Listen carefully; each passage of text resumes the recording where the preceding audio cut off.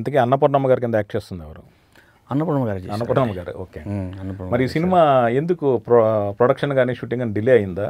ఎందుకు లేట్ అయింది? లేదు సార్, ఈ మూవీ రెడీ అయిపోయేసరికి మనకి మార్చిలో రిలీజ్ చేద్దామని ప్లాన్ చేసాం. పబ్లిసిటీ కూడా చేసాం.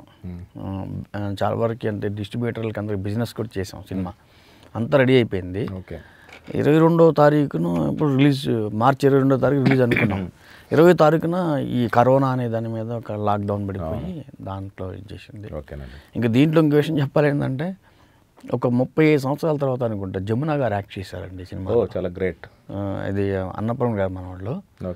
మంచి, చాలా మంచి క్యారెక్టర్ చేశారు.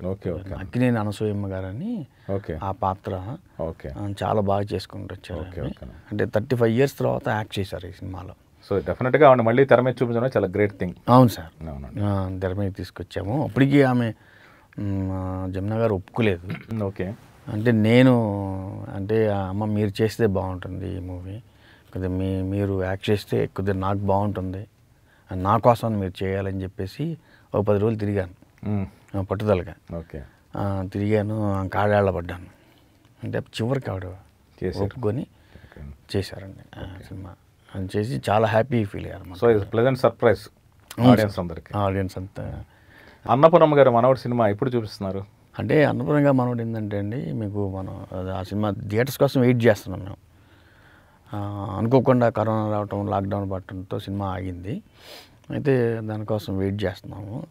అయితే ఇప్పుడంటే ఇక థియేటర్స్ వచ్చిన తర్వాత బాగుంటుంది, థియేటర్స్ చేస్తే బాగుంటుంది. ఎందుకంటే ఆ సినిమాలో ఏంటంటే చాలా హెవీ ప్యాడింగ్ ఉంది సార్. 29 మంది ఆర్టిస్టులు యాక్ట్ చేశారు ఆ సినిమాలో. అన్నపూర్ణ గారు మనవాళ్ళు మంచి ప్యాడింగ్, మంచి సాంగ్స్ బాగుంటాయి, మంచి లొకేషన్స్. అయితే ఏమైందంటే థియేటర్స్కి వస్తే నాకు బాగుంటుంది ఒక డైరెక్టర్గా, మళ్ళీ నాకు మంచి లైఫ్ స్టార్ట్ అయిద్ది అని చెప్పేసి నేను వెయిట్ చేశాను. ఇప్పుడు మరి థియేటర్స్ ఇప్పుడల్లా అయ్యేటట్లు లేవు. అప్పుడు ఏదో 1వ తారీఖు నుంచి థియేటర్స్ అంటున్నారు, మరి నవంబర్ 1 నుంచి అన్న కూడా. మన ప్రొడ్యూసర్స్ ఏమంటున్నారంటే, ఇప్పుడు థియేటర్స్ ఓపెన్ చేసిన జనాలు వస్తారా, ఆడియన్స్ వస్తారా, చూస్తారా సినిమాని? అప్పుడు ఏంటంటే ఇప్పటికే ఆ సినిమాకి 5 కోట్లు బడ్జెట్ పెట్టారు ఆయన, ప్రొడ్యూసర్ గారు. మరి దానికోసం ఏం చేయాలి? అందుకని ఏంటంటే ఇక ఓటీటీలో, అమెజాన్ ప్రైమ్లో రిలీజ్ చేయాలని దీంట్లో ఆలోచనలో ఉన్నారు. Very good. దానికి ఆ టాక్స్ అవి నడుస్తున్నాయి అంట. చివరిగా ఒక ప్రశ్న సార్, మీరు మహానటి జమున గారి మీద బయోపిక్ తీస్తున్నారని విన్నాం, నిజమా కాదా? నిజమేనండి. ఓకేనండి. సన్నాహాలు ప్రారంభించారా? ప్రారంభించామండి. ఓకేనండి. అన్నపూర్ణ గారు మనోడు ప్రెస్ మీట్లో జమున గారు ఏమన్నారంటే, అంటే వీడు చూడటానికి ఇట్లా చిన్నగా కనపడ్డా కూడా వీళ్ళు నాకు పెద్ద పెద్ద డైరెక్టర్లు కనపడ్డారు. అంటే ఆమె తరపున అది అలా చేశాడు. సినిమా కూడా చాలా బాగుంది మూవీ అని పబ్లిక్గా ప్రెస్ మీట్లో వీడు శివ అంటే నా దత్తపుత్రుడు అని చెప్పేశారు ఆవిడ. అందరూ హ్యాపీ ఫీల్ అయ్యి జర్నలిస్ట్ అంతా రాసేసారండి. చాలా హ్యాపీ ఫీల్ అయ్యే విషయం నేను. అమ్మ కూడా నన్ను ఇప్పుడు కొడుకులాగా చూస్తారు ఇప్పటికి కూడా. నేను ఆమెని అమ్మ నేర్పిస్తాను. అయితే నేను చెప్పాను, అమ్మ నేను మీ మీద ఒక బయోపిక్ చేద్దాం అనుకుంటున్నాను అని చెప్పేసి. ఇంతకుముందు చాలామంది అడిగారు కానీ నాకు నమ్మకాలు కుదరలేదురా, నువ్వు చేస్తా అంటే నేను నా బయోపిక్ మొత్తం నేను చెప్తానని చెప్పేసి చాలా వరకు తన బయోపిక్ చెప్పారు. దాంట్లో కూడా ఇప్పుడు దేవినేని అనే సినిమాలో రియల్ లైఫ్ని వీళ్ళిద్దరి మధ్య జరిగిన చరిత్రను ఎట్లా తీసుకున్నాను, ఆ సబ్జెక్ట్లో కూడా జమున గారు, సావిత్రి గారు ఇద్దరు ఫ్రెండ్స్ అండి. బిగినింగ్ వాళ్ళిద్దరు ఉంటారు సినిమాలో. నేను తీసే సినిమాలో సావిత్రి గారు ఉంటారు, జమున గారు ఉంటారు. అంటే వాళ్ళిద్దరు పాత్రలు ఆ సినిమాలో సైమల్టేనియస్గా రన్ అవుతాయి అన్నమాట. ఓకేనండి. ఎవరు చేస్తున్నారండి జమున గారి పాత్ర? ఏమన్నా అనుకున్నారా ఇంకా లేదా? అది తమన్నా గారు అనుకున్నామండి. ఓకే. మరి సావిత్రి గారి పాత్ర? సావిత్రి గారి పాత్రకి ఇంకేమనుకోలేదు.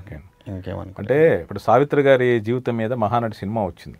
అంటే ఆవిడ జీవితంలోనే చాలా స్ట్రగుల్, అప్ అండ్ డౌన్స్, చాలా డ్రామా ఉంది. మరి జమున గారి జీవితంలో సినిమా కథ ఉపయోగంత మెలో డ్రామా ఉందా, అలాగే మీరు క్రియేట్ చేస్తున్నారా? దీనికి మంచి క్వశ్చన్ వేసారు సార్. దాన్ని మంచి సమాధానం చెప్తాను. ఇప్పుడు అదేంటంటే, ఇప్పుడు మీరు రామ్ గోపాల్ వర్మ గారు వంగవీటి సినిమా చేశారు, నేను దేవినేని చేస్తున్నాను అన్నారు కదా. రామ్ గోపాల్ వర్మ గారు ఒక దేని ఒక రంగా గారి మీద కాన్సన్ట్రేషన్ చేసుకుంటూ వెళ్ళిపోయి సినిమా అంతా చేసుకుంటూ వెళ్ళిపోయి రంగా గారి డెత్ ఆపేశారు. నేను దేవినేని సినిమాని ఇద్దరిని తీసుకున్నా, ఏది నెహ్రూ గారిని రంగా గారిని, ఇద్దరిని సైమల్టేనియస్గా లాక్కుంటే లాస్ట్ ఫైనల్ వరకు వెళ్ళానమాట. వెళ్ళిన తర్వాత ఫైనల్లో సరికి ఏమైందంటే ఆయన ఎమ్మెల్యే అయిపోయిన తర్వాత ఆయన పక్కన పెట్టేసేసి రంగాన్ని చంపింది పలానా పర్సన్ అని చెప్పేశాను. అంటే రియల్ కథ చెప్పేసాను. అట్లాగే మీరు చెప్పిన మహానటిలో కేవలం ఒక సావిత్రి గారి పాత్ర తీసుకుంటూ వెళ్ళిపోయారు. ఆ సావిత్రి గారి లవ్ స్టోరీ మాత్రమే తీశారు. జమిని గణేష్ గారిని ప్రేమించడం ఇవన్నీ టోటల్గా అక్కడి నుంచి బ్రాట్ ఆఫ్ లైఫ్ బిగినింగ్ నుంచి కూడా ఆయన చేసుకుంటూ వెళ్ళిపోవటం, ఆయన ఇబ్బందులు పట్టడం, ఆమె కష్టాలు పట్టడం ఇవన్నీ చేసుకుంటూ వెళ్ళిపోయారు. ఈ ప్రాసెస్లో ఒక పాత్రని వాళ్ళు మరి ఎందుకు చేయలేదో తెలియదు. అప్పటి నుంచి కూడా ఒక పాత్ర అంటే ఒక మెయిన్ పాత్ర ఉందండి, జమునా గారిది. ఓకే. జమునా గారు ప్రతి అంటే ఆవిడ జీవితంలో సావిత్రి గారి లైఫ్లో జమునా గారు ఒక పార్ట్ అనమాట. ఓకే. జమునా గారు ఆమె సావిత్రి గారి జీవితంలో ఒక పార్ట్ అనమాట. ఆమెకి ఏమి జరిగినా జమునా గారే వచ్చి హాస్పిటల్కి తీసుకెళ్ళి జాయిన్ చేయటం, హాస్పిటల్లో చేయటం, ట్రీట్మెంట్ ఇప్పించడం, వాళ్ళిద్దరి మధ్య గొడవలు లేకుండా చూడటం, కొడుతున్నా కూడా మధ్యలోకి వచ్చేసేయటం, ఇంత వర్క్ అంతా జమునా గారి మొత్తం టోటల్గా తెలియని విషయం అన్నమాట. తర్వాత ఫైనల్గా మళ్ళీ సావిత్రి గారిని తీసుకొచ్చి హైదరాబాద్లో ఒక చిన్న ఇల్లు ఇచ్చి ఆ ఇంట్లో పెట్టి ఆ ఇల్లు రాసి ఇచ్చింది కూడా జమునా గారి మొత్తం. అదొకటి. తర్వాత దీంట్లో ఇంకోటి ఏంటంటే తెలుసుకోవాల్సిన ఒక చిన్న మెసేజ్ ఉందండి దీంట్లో. మీకు మాకు బయోపిక్ కాకుండా మెసేజ్ ఏంటంటే సక్సెస్ఫుల్ లైఫ్ జమునా గారిది. ఫస్ట్ నుంచి సక్సెస్ఫుల్ లైఫ్ ఆమెది, టెన్షన్స్ లేవు ఆమెకి, హ్యాపీ లైఫ్ ఆమెది. అంటే పెద్దలు కుదిర్చిన మ్యారేజే చేసుకున్నది, ఫ్యామిలీ లైఫ్ కూడా హ్యాపీగా గడిచిపోయింది, సినిమా లైఫ్ కూడా హ్యాపీగా గడిచిపోయింది. అంటే ఒక విధంగా చెప్పాలంటే రుస్తులు అంటున్న తోపులు అంటున్న కూడా పక్కన పెట్టేసి. అందుకని ఇప్పుడు ఒక దశలో రామారావు గారు నాగేశ్వర గారితో మిస్ అండర్స్టాండింగ్ ఏర్పడి కొంతకాలం వాడు కలిసి యాక్ట్ చేయలేదు. ఆ ఉదంతం కూడా చెప్తున్నారు సినిమా. చెప్తున్నానండి. ఓకే, అది కూడా చెప్పేస్తున్నాను. రైట్, ఆ రెండు కూడా. అందుకని అంటే అంత రియల్ బయోపిక్ దేవినేని సినిమా చూస్తే రేపు ఆడియన్స్కి ఇంత రియల్గా అలా తీసాడు ఆ సినిమాని ఎట్లా అనుకుంటారు. మన జమునా గారి సినిమా సబ్జెక్ట్లో కూడా ఇంత రియల్ ఇన్సిడెంట్స్తో నేను మొత్తం టోటల్ కథని నేను మొత్తం క్లియర్గా తీస్తున్నాను అన్నమాట అది. అందుకని అన్ని పాత్రలు దీంట్లో ఉంటాయండి. ఒక జమునా గారు అంటే జమునా గారి పాత్ర అంటే ఒక జమునా గారి పాత్ర ఒక హీరోయిన్ కాదండి, మెయిన్ కాదండి. దాంట్లో సావిత్రి గారి పాత్ర మెయిన్గా ఉంటుంది. ఇంకా చాలా పాత్రలు ఉన్నాయండి. వీళ్ళ సర్కిల్లో ఫ్రెండ్స్ పాత్రలు చాలా ఉన్నాయన్నమాట. అన్ని పాత్రలు తీసుకుంటాను అన్నమాట. 2.5 గంటలు సినిమా తీసినా కూడా ఆ రియల్ పాత్రలు తీసుకొని రియల్ కథనే తీస్తున్నాను అన్నమాట నేను.